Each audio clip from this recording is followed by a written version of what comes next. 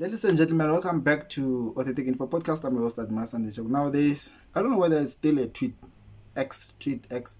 Now there's a tweet. Let's take it as a tweet from Elon Musk that went viral because you know that Elon Musk is followed all over the world, and he's the owner of Twitter, which is now called X. So the tweet was him saying that the EFF, it's inciting, genocide or violence or genocide against white people in South Africa.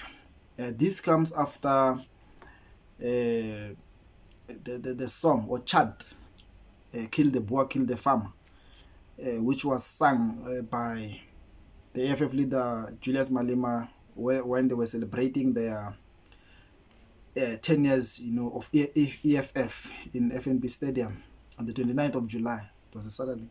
So we saw Elon Musk, a South African who's not proud to be one of us, taking to Twitter or X saying that the president must say something. He asked the president, even take the president, what are you saying about this? Because the EFF is inciting a genocide against white people. But we'll know about the song "Kill the Boer, Kill the Farmer." It's a struggle chant. It's a song, that was sung or by the military wing of the ANC and other military formations, APLA and things like that, to revive themselves and give them hope, that one day they will defeat this system of apartheid. And it's a song, that a lot of people still sing in South Africa. Even former President Zuma has, used to sing a lot of songs about killing, the Boer. Killing them with a gun. There are many songs that he used to sing and no one took him to court.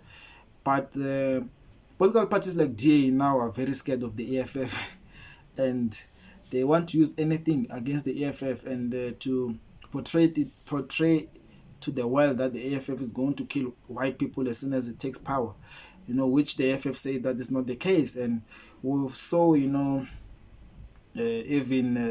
Sinawa Tambo saying that if that was the case, they should have, instructed the more than 100,000 people who attended their rally or birthday celebrations in FNB Stadium, saying that they should have instructed them to go to the nearest suburb and kill all white people. But they didn't do that, and the song was sang, and no white person was killed that day.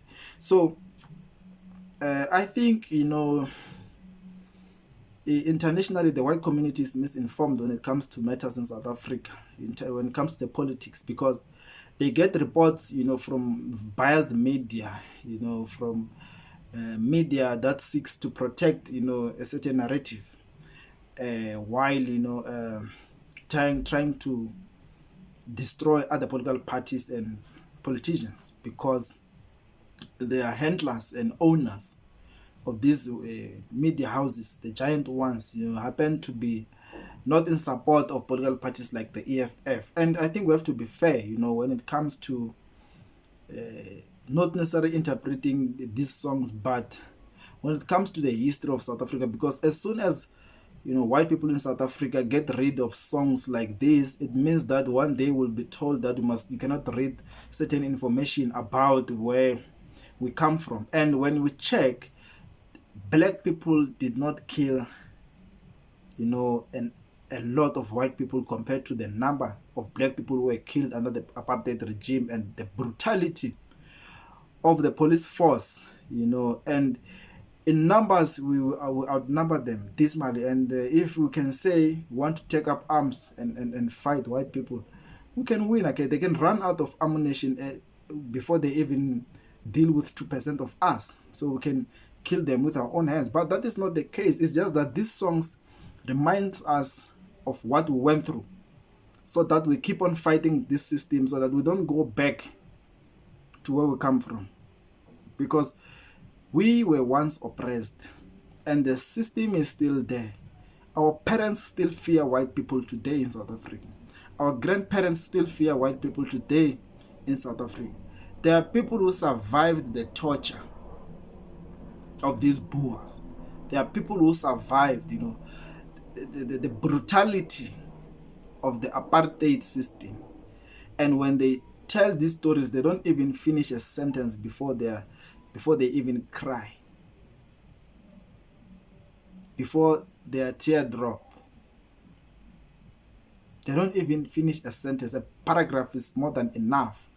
Because when they think of this system and the brutality and oppression that they went through as a race, it becomes very emotional.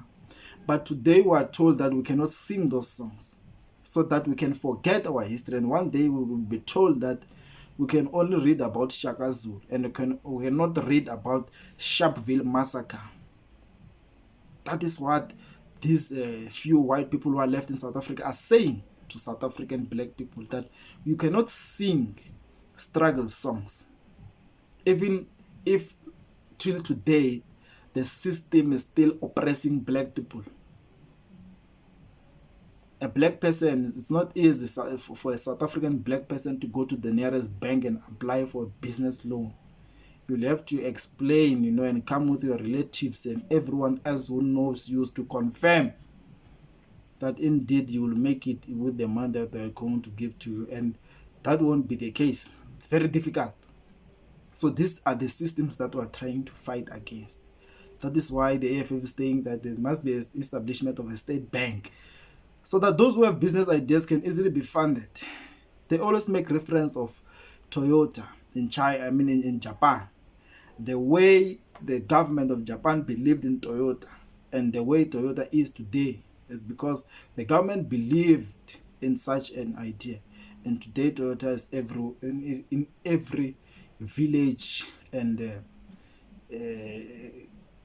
let me say in each and every corner or street where there are vehicles and people living, there has to be a Toyota vehicle. That's how successful it is. So the story of Toyota, encourages the EFF and proves, to the world that if a government believes in its people, there will be growth, there will be success, and there will be job creation. So the white people are misleading. White South Africans are misleading other white communities worldwide, to feel like their life is at risk in South Africa, and that is not the case. And even if you can, we can't justify that one murder of a white person means nothing. It's not enough. One is one too many. But if they can give us statistics of the black people who die in farms compared to the number of white people who die in farms, you'll find out that there's a huge margin. So I think people like Elon Musk shouldn't listen to propaganda news. He should get the facts straight, get the facts right, because people like him are listened to worldwide. And if he's fed propaganda and he continues to put it to the public that the AFF is inciting, genocide against white people, it's a lie. There's no Julius Malema have never saying kill the Boer, kill the farmer, and then say let's go and kill them. Actually, he went to this apartheid community. I just forgot its name, where some white boys even bent a police vehicle. He went there to defend the resources of the state, and he had numbers. He should have killed those people if that was his intention. It was never an intention. Even Thabo Mbeki in 1996 in the TRC, if not 97, if I'm not mistaken, he said this, that kill the Boer, kill the farmer is a chant, and it was never intended to be a statement. He educated, if a person like Mbeki won't lie that much, he educated those people back there that they shouldn't be erased. Because this song was sang, too much or a lot by Peter Mokaba. And the way he sang it, even if you watch it on a video, you can see that after he was very careful because people listened to him. And after that, had he decided to say, let us go to the nearest suburb and kill white people, white people should have been killed and dead by them. This Authentic Info podcast, that was power cuts, This Authentic Info podcast, don't forget to subscribe. Let's talk on the comment section. Let's share with friends, family, on social media. Let's grow the channel together. Thank you.